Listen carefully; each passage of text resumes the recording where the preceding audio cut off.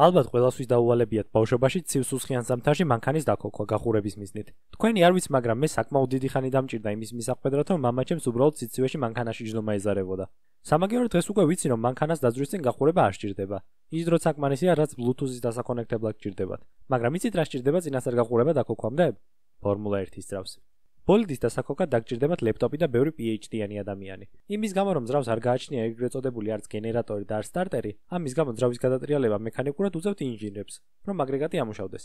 ოღონდ სანამ ამას გააკეთებენ, უნდა გვახსოვდეს, რომ ბოლიდის ძრავი იმ პატარა დედმამიშვილივითაა, რომელიც ოჯახურ შეკრებებზე ფრის გარდა არაფერს ჭამს. დიახ, გაგიკვირდებათ და ამ რამოდენიმე მილიონიან ძრავსაც ისე უნდა ეფეროთ, როგორც პატარა გველაძუა ოჯახის წევრს. დაქოქვამდე აუცილებელია საფოხის საშუალებები, ან მარტივად რომ თქვა ძრავის ზეთი მინიმუმ 80 გრადუსამდე გავათქვათ. ამით ჩვენ ავირიდებთ შიდა დეტალების ერთმანეთთან უზეთო ხახუნს და უარეს შემთხვევაში ძრავის წყობრიდან გამოსვლას. სითხეების დარეგულირების შემდეგ ერთ-ერთი ინჟინერი ძრავის კომპიუტერს თავის კომპიუტერით უერთდება და აკეთებს სისტემურ დიაგნოსტირებას. ამოწმებს საწვავის წნევას სარქველებში და სისტემურად ანთებს ძრავს. ხო, ეს პროცედურა თითქმის ყველა თაობის ბოლიდში ასე იყო, უბრალოდ ტექნიკის განვითარების გამო სოფტები შეიცვალა. ზუსტად ამის გამო იყენებენ უშუურანებისთვის გუნდები ძველ ლეპტოპებს, რადგან პროგრამები რის დახმარებითაც ბოლიდი იქოქებოდა, იმ პერიოდის Windows XP-ზე ან 95-ზე იყო გამოსული. Formula 1-ის ძრავი რამოდენიმე მთავარი დეტალისგან შედგება, რომელთა ჰარმონიული თანაცხოვრება საბოლოოდ 1000 ხენისძალიან მონსტრს გვაძლევს. არა, Renault-ს ძრავი თეთრი კვამის გარდა არაფერს გვაძლევს.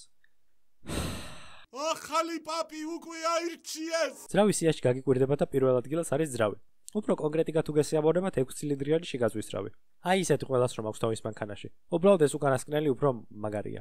ზომაზე მეტად მნიშვნელოვანი რომ მოხერხება ამ ფაქტს იმითაც უნდა მივხვდეთ რომ ეს 1.6 ლიტრიანი ძრავი დაახლოებით 10-ჯერ უფრო მძლავრია ვიდრე 1.6-36-ის. ნუ თუ რა თქმა უნდა ემის შემშევ-გავშვებით არა. კოვრიგებით. კაცაგინა ძმა, კაცაგინა. წუთში ძრავს შეუძლია დაახლოებით 15000 ბრუნი შესრულება. პიკში ეს აგრეგატი ბოლიდს დაახლოებით 850 ცხენის ძალას უგენერირებს. იმის გამო რომ ძრავში ტემპერატურა და დატვირთვა სასწაულად მაღალია, ინჟინერები უმეტესად ისე დეტალებს იყენებენ, როგორებიცაა ტიტანიუმი და ნაწრთობი ალუმინი. ამით ისინი რაც თავარია წონას უკლებენ ბოლიდს და აგრეგატს მეტად გამზესხდიან. დღეს რეგლამენტით საწვავის მიწოდება ძრავში შეზღუდულია. არა 2019 წელსაც კი იყო, მაგრამ 100 კილოგრამზე მეტი საწვავის მიწოდება საათში ძრავისთვის საბოლოო დირექციასთან პრობლემებს გამოიწვევს. თუ ჩემი გამოთვლები არ ცდება და უმეტეს შემთხვევაში ცდება ხოლმე, ძრავში ყოველ 3 მილიწამში ერთი წვეთი საწვავი ხდება. წარმოდგენისათვის რომ იცოდეთ, საწვავის აფეთქების ადგილას ტემპერატურა 2500 გრადუსაც კი აღწევს ცელსიუსში. თუ ჯერ კიდევ არ იცით, ძრავს მუშაობისთვის სჭირდება ჰაერი და საწვავი, რაც მეც მივაწოდეთ, მით უფრო კაი იქნება. საწვავი კი ვიცით რომ მაუზიდან უნდა მოვიტანოთ, მაგრამ წნევით ჰაერის ძრავში დაწნეხვა ცოტა რთული პროცესია. ამისათვის კი დღევანდელ რეგლამენტში ერთ-ერთ ყველაზე მთავარ დეტალს ტურბინას იყენებენ. ეს პროპელერი და კავკასიის ლოგო კი ერთი და იგივე საქმეს აკეთებს. ტრიალებს. ძრავიდან გამოსული ცხელი აირის დახმარებით ტურბინა მუშაობას იწყებს და წუთში 125000 ბრუნამდე აკეთებს. ამით კი ზუსტად იგივე რაოდენობის წნევა იქნება ძრავში, რაც 30 მეტრზე წყალში ყოფნისას. როგორც ჩემ ფიზიკის მასწავლებელი იტყოდა, ბუნებაში არაფერი მოდის არსაიდან და არაფერი იგარგება. ყველაფერი აგრძელებს არსებობას უბრალოდ სახეცვლილ მდგომარეობაში. 2014 წელს რეგლამენტში აუცილებელი დეტალი გახდა ჰიბრიდული სისტემა, რომელიც ენერგიას როგორც კინეტიკური, ისე სითბური გენერატორის დახმარებით აწვდის ელემენტს. MGUK, ან მარტივად რომ ვთქვათ, კინეტიკური ენერგიის გენერატორი პასუხისმგებელია ბოლიდის კინეტიკური ენერგია ელექტრულ დენად გარდაქმნას. და ამით ელემენტი დატენოს. კინეტიკური ენერგია გააჩნია ნებისმიერ სხეულს, რომელიც მოძრაობს და დამოკიდებულია ობიექტის წონასა და სიჩქარეზე. ისე როგორც საქალაქო ჰიბრიდული ავტომობილის შემთხვევაში Formula 1-ში ეს ელემენტი მაშინ ივსება, როცა ობიექტი ნელდება. განსხვავება ისაა, რომ პრიუსის ძღოლის შემდეგ ამ ენერგიას საწვავის დასაზოგად გამოიყენებს, ხოლო ჯორჯ რასელი მაქსენეროების მოსაშლელად. მაგრამ როგორც ყველაფერს ამ მოქმედებასაც თავისი ლიმიტები გააჩნია. წრეზე პილოტს შეუძლია 2 მეგაჯოული ენერგიის დაგენერირება. თეორიულად რომ მაგისთან ელემენტი იტენება მაშინ, როცა ბოლიდი მოსახვევში შესვლამდე ნელდება, ხოლო გამოსასვლელში აჩქარებისას დაგენერირებული ენერგიის მცირედ ნაწილს ხარჯავს. ასე მაგალითად, 300 კმ/სთ-დან დამოხრუჭებისას 800 კილოგრამიანი ბოლიდი დაახლოებით 2800 ჯოულ ენერგიას გამოიმუშავებს, ხოლო ჩამოსული 100 კმ/სთ-დან აჩქარებისას 300 ხარჯავს. 2800 გამოვაკლოთ 300 არის 2500. 2.5 მეგაჯოული კი გამოიმუშავა ბოლიდმა, მაგრამ რეგლამენტით აკრძალულია 2-ზე მეტის დამატება ელემენტში. ხოლო დახარჯვას რაც შეეხება, პილოტებს წრეზე ელემენტიდან მხოლოდ 4 მეგაჯოული ენერგიის აღება შეუძლიათ. მისი გამოყენებისთვის კი წრის განმავლობაში ჯამში მხოლოდ 33 წამი აქვთ. ხოლო გააქტიურებული IRS-ით ისინი 160 ცხენის ძალას უმატებენ ბოლიდს. განსხვავებით კინეტიკური ენერგიის გენერატორისა, სითბურ აგრეგატს არანაირი ლიმიტები არ გააჩნია. MGUH საზრდოობს ბოლიდიდან გამომავალი ტემპერატურით, რომელსაც ზუსტად იმ ელემენტში ინახავს, რომელშიც მისი მეგობარი MGUK. მაგრამ განსხვავებით მისგან სითბურ გენერატორს პირდაპირ კავშირი არ აქვს საბურავების უკან აღერცთან.